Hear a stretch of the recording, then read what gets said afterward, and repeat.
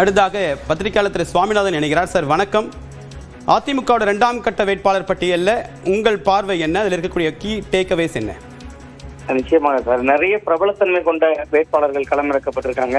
பலரும் கரண்ட் சட்டமன்ற உறுப்பினர்களாக இருக்கிறவர்கள், முன்னாள் சட்டமன்ற உறுப்பினர்கள், முன்னாள் நாடாளுமன்ற உறுப்பினர்கள், இப்படி பலரும் பிரபலத்தன்மை கொண்ட வேட்பாளர்கள் இந்த பட்டியலிலும் களமிறக்கப்பட்டிருக்காங்க. ஏற்கனவே முதல்கட்ட பட்டியலில் வெளியிடப்பட்ட 23 பேர்ல 21 பேர் முன்னாள் அமைச்சர்களாக இருந்தவர்கள். இதுவரை வந்திருக்கக்கூடிய அந்த 150 வேட்பாளர்கள் பெரும்பான்மையான பேர் மக்கள் மத்தியில நன்கு அறிமுகமானவர்கள். ஜெயலலிதாவுடைய காலத்துல பாத்தீங்கன்னா ஒரு ஆச்சரியம் இருக்கும். அதாவது ஒரு பிரபலத்தன்மை இல்லாத நபர் திடீர்னு இவருக்கு சீட்டா அப்படிங்கிற ஒரு ஆச்சரியம்லாம் இருக்கும். அந்த மாதிரியான ஆச்சரியங்களுக்கு எல்லாம் இடம் கொடுக்கல. அதே நேரத்துல பலருக்கும் கிரவுண்ட் நல்ல ஒரு ஏற்கனவே நல்ல மக்கள் மத்தியில அறிமுகமான பல பேர் மீண்டும் வேட்பாளராக இருக்காங்க. சில பேருடைய பெயர்களும் விடுபட்டு இருக்கு. இந்த ஒரு சங்கரன் கோவில் பாத்தீங்கன்னா முன்னாள் அமைச்சர் ராஜலட்சுமி அவர்களுடைய தொகுதி, அந்த தொகுதியில இப்ப புதியதாக வேறொருவருக்கு வாய்ப்பு வழங்கப்பட்டிருக்கு. நம்ம மைக்ரோ லெவலில் இப்பதான் பார்த்துக்கிட்டே இருக்கோம். இருக்கிற பொழுது நீண்ட காலமாக அமைச்சர்களாக இருந்தவர்கள், ரொம்ப சீனியராக இருந்தவர்கள், ராஜலட்சுமி ஒரு உதாரணத்துக்கு எடுத்துக்கிட்டீங்கன்னா கூட அவர்கள் பக்கத்து மாவட்டத்துக்கே பொறுப்பாளராக எல்லாம் நியமிக்கப்பட்டிருந்தார் அந்த பூத் கமிட்டி தொடர்பான கூட்டங்களுக்கு எல்லாம். பட் அவர் அந்த சங்கரன் கோவில் தொகுதி வேற ஒரு வாய்ப்பு வழங்கப்பட்டிருக்கிறது. இன்னொரு உதாரணமா நீங்க பாளையங்கோட்டை எடுத்துக்கிட்டீங்கன்னா சம்சு சுல்தான்கிற ஒரு 30 வயது 32 வயதுலாம் இருக்கலாம், ஒரு இளைஞருக்கு வாய்ப்பு வழங்கப்பட்டிருக்கிறது. அப்ப அதிமுக அடுத்த தலைமுறையை நோக்கி போனோம், இளைஞர்கள் பலம் அங்கு இல்லை அப்படின்னு சொல்லக்கூடிய சூழல்ல அவர் ஐடி விங்கியை சேர்ந்தவர், சோசியல் மீடியால கொஞ்சம் களமாடக்கூடியவர். அப்போ ஒரு 30-35 வயது இளைஞர்களுக்குள்ளேயும் போகணும். ஏன்னா இதற்கு முன்பு தேர்தலை சந்திக்காத சில பேரை இப்படியும் வாய்ப்பு வழங்கப்பட்டிருக்கிறது. சோ அந்த வகையில் அது இளைஞர்கள் கொஞ்சம் கிட்டத்தட்ட நன்கு மக்கள் மத்தியில் ஏற்கனவே தேர்தல்களில் போட்டியிட்டு வெற்றி பெற்ற அனுபவம் கொண்டவர்கள், அல்லது அவர்களால் மீண்டும் ஒரு அந்த தொகுதிக்குள்ள மக்கள் மத்தியில் சென்று சேர்ந்தவர்கள் அப்படிங்கிற அடிப்படையில் அந்த பட்டியல் சேகரிக்கப்பட்டிருக்கு. நீங்க இப்ப திருநெல்வேலி ஒரு உதாரணம் எடுத்துக்கிட்டோம்னா நயனா நாகேந்திரன் அவர்கள் வெற்றி பெற்றிருந்த தொகுதி, அவர் சாத்தூருக்கு இடம்பெயர்ந்து விட்டார். கடந்த முறை அங்கு அவர் திருநெல்வேலியில் நின்றுதான் நாங்குநேரிக்கு இடம்பெயர்ந்திருந்த தச்சை கணேசராஜா திருநெல்வேலியினுடைய வேட்பாளராக இருக்கிறார். கன்னியாகுமரி மாவட்டத்துல ஒரு 6 தொகுதிகள்ல 5 தொகுதிகள்ல தாமரை சின்னம் போட்டியிடுது அப்படிங்கிறது பெரிய பேசு பொருளாக இருந்தது. ஒரே ஒரு தொகுதி மிச்சம் இருந்தது கன்னியாகுமரி சட்டமன்ற தொகுதி. அதற்கு இன்றைக்கு வேட்பாளர் அறிவிக்கப்படுகிறது தலவாய் சுந்தரம், அவரும் முன்னாள் அமைச்சர், கிட்டத்தட்ட அதிமுகவில் ரொம்ப சீனியர். அப்படி அவர்கள் நிறுத்தி இருக்கக்கூடிய வேட்பாளர்கள் எல்லாம் மக்கள் மத்தியில் ஏற்கனவே நன்கு அறிமுகமானவர்கள் அப்படிங்கக்கூடிய பதத்துக்குள்ளதான் இருக்காங்க. இது அதிமுகவுக்கு கொஞ்சம் பிளஸ்ஸாக இருக்கலாம் அப்படின்னு பார்த்தேன். உங்களுடைய கருத்துக்களுக்கு மிக்க நன்றி.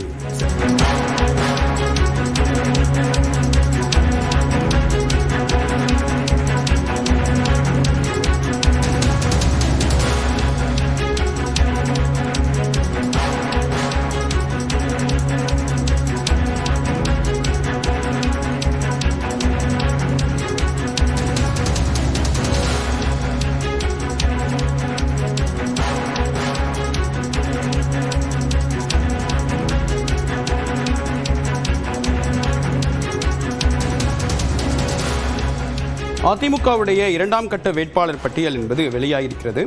இதில் இப்போ இருக்கக்கூடிய ஒரு அண்டர்ஸ்டாண்டிங்கில் என்னென்ன இருக்குது அப்படின்றத பார்க்கலாம். இதில் BV ரமணா ஒரு முன்னாள் அமைச்சராக இருந்திருக்காரு, மாதவர மூர்த்தி, V சோமசுந்தரம், பாலகிருஷ்ண ரெட்டி ஹொசூரில் ஒரு மீண்டும் வேட்பாளராக அறிவிக்கப்பட்டிருக்காரு. ஸோ அந்த அதிமுக ஆட்சி காலத்தில் ஒரு முக்கிய துறை அமைச்சராக இருந்தவர் அவரை மீண்டும் தற்போது நடுவில் ஒரு வழக்கு விஷயத்தின் காரணமாக அவர்களுக்கு சில சிக்கல் ஏற்பட்டது. மீண்டும் தற்போது இந்த முறை ஒரு வேட்பாளர் பட்டியலாக இடம் பெற்றிருக்கிறது அப்படின்றது கவனிக்க வேண்டிய அம்சமாக பார்க்கப்படுது. அடுத்ததாக லால்குடியை பொறுத்த வரைக்கும் ஒரு இன்ட்ரெஸ்டிங்கான ஒரு ஃபேக்டரை பத்திரிகையாளர் சிவப்பிரியன் சுட்டி காட்டினார். என்ன அப்படின்னா, லீமா ரோஸ் அவர்கள் அண்மையில் IJK கட்சியிலேருந்து விலகி அதிமுகவில் இணைஞ்சாங்க. கடந்த 2 மாதத்துக்கு முன்னதாக தான் அந்த நிகழ்வு நடைபெற்றது. அவங்க யார் அப்படின்னா, ஜோஸ் சார்லஸ் மார்டின், இந்திய லட்சிய ஜனநாயக கட்சியுடைய நிறுவனர், அவருடைய தாய் தான் லீமா ரோஸ். அவங்க இப்போ லால்குடியில் அதிமுகவுடைய வேட்பாளராக தற்போது அதிமுக சார்பாக களமிறக்கப்பட்டிருக்காங்க. ஸோ இந்த பட்டியலில் காளியம்மாளுடைய பெயர் இடம்பெறும் அப்படின்னு எதிர்பார்க்கப்பட்டது. ஆனால் இன்னும் கிட்டத்தட்ட 160 இன்னும் 19 தொகுதிகளுக்கான வேட்பாளர்கள் பட்டியல் அறிவிக்க வேண்டியிருக்கு. ஸோ அந்த எதிர்பார்ப்பு இதில் அப்படின்றது நிறைவேறல. அடுத்ததாக ஓசூரை பொறுத்த வரைக்கும் P பாலகிருஷ்ண ரெட்டி ஏற்கனவே சொன்ன மாதிரி அவர் முன்னாள் அமைச்சராக இருந்திருக்காரு.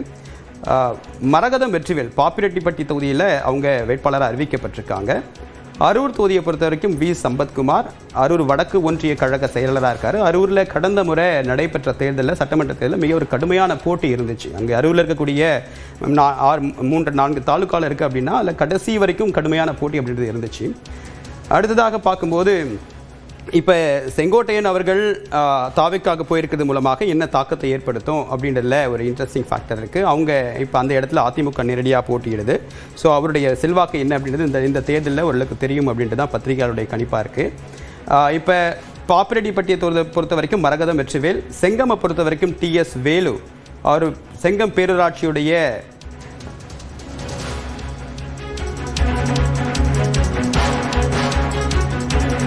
சென்னையில் ராயபுரத்தை தவிர மற்ற 13 தொகுதிகளுக்கு வேட்பாளர்களை அறிவிக்காத அதிமுக. அதாவது இருக்கக்கூடிய 16 சட்டமன்ற தொகுதி இருக்குது சென்னையில். டாக்டர் RK நகர் தொடங்கி பெரம்பூர், வில்லிவாக்கம், கொளத்தூர், துறைமுகம், அதுக்கடுத்ததாக 1000 விளக்கு, T நகர், மயிலாப்பூர், வேளச்சேரி, மொத்தம் 16 தொகுதிகள் இருக்குது. இதில் ராயபுரம் தொகுதிக்கு மட்டும்தான் முன்னாள் அமைச்சர் ஜெயக்குமார் வேட்பாளரை அறிவிச்சிருக்காங்க.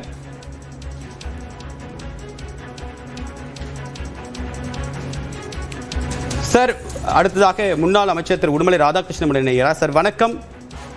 2ஆம் கட்ட வேட்பாளர் பட்டியலில் அதிமுக வேட்பாளராக அறிவிக்கப்பட்டிருக்கீங்க, வாழ்த்துக்கள். இப்போ என்ன வெற்றி வாய்ப்பு எந்த அளவுக்கு இருக்கு, கலை நிலவரம் எப்படி இருக்கு சார் உங்களுடைய பார்வையில்?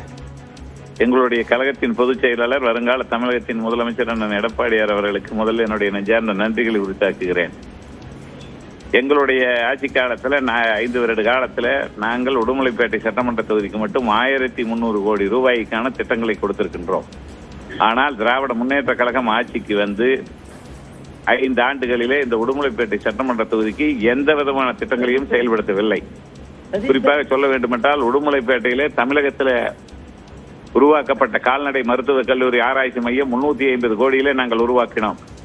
அதே போல வீட்டு வசதித்துறை அமைச்சராக இருக்கின்ற பொழுது புக்களத்தில் 26 கோடி ரூபாயில ஏறத்தாழ 300 வீடுகள், அதே போல 2,10,000 ரூபாய் மானியத்தில் ஏறத்தாழ 7,000 வீடுகளை அள்ளி கொடுத்தோம். அதே போல நம்முடைய உள்ளாட்சித்துறை அமைச்சராக இருந்த அன்புக்குரிய அண்ணன் SP வேலுமணி அவர்கள் அன்றைக்கு நம்முடைய முதலமைச்சர் அண்ணன் எடப்பாடியிடத்திலே சொல்லி உடுமலைப்பேட்டை நகராட்சி 100 ஆண்டுகள் ஆனதற்காக 50 கோடி ரூபாயை வாங்கி கொடுத்தவர் நம்முடைய உள்ளாட்சித்துறை அமைச்சராக இருந்த SP. அந்த பணிகள் தான் இன்றைக்கு உடுமலைப்பேட்டை நகராட்சியிலே நடைபெற்றுக் கொண்டிருக்கின்றது. இன்றைக்கு பஸ் ஸ்டாண்டு விரிவாக்கமானாலும் சரி, சாக்கடை வசதி ஆனாலும் சரி, இன்றைக்கு தெருவிளக்குகள் ஆனாலும் சரி, மார்க்கெட் ஆனாலும் சரி, அனைத்து பகுதிகளிலுமே அதிமுக ஆட்சி காலத்தில் அண்ணன் எடப்பாடியார் அவர்களுடைய ஆட்சி காலத்தில் தான் கொடுக்கப்பட்டவை.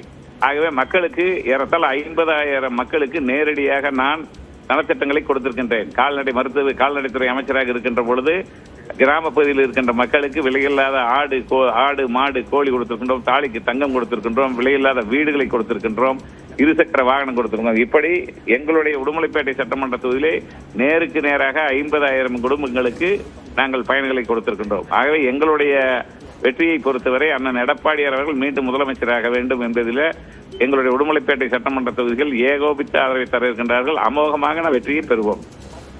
உங்களுடைய கருத்துக்களுக்கு மிக்க நன்றி சார்.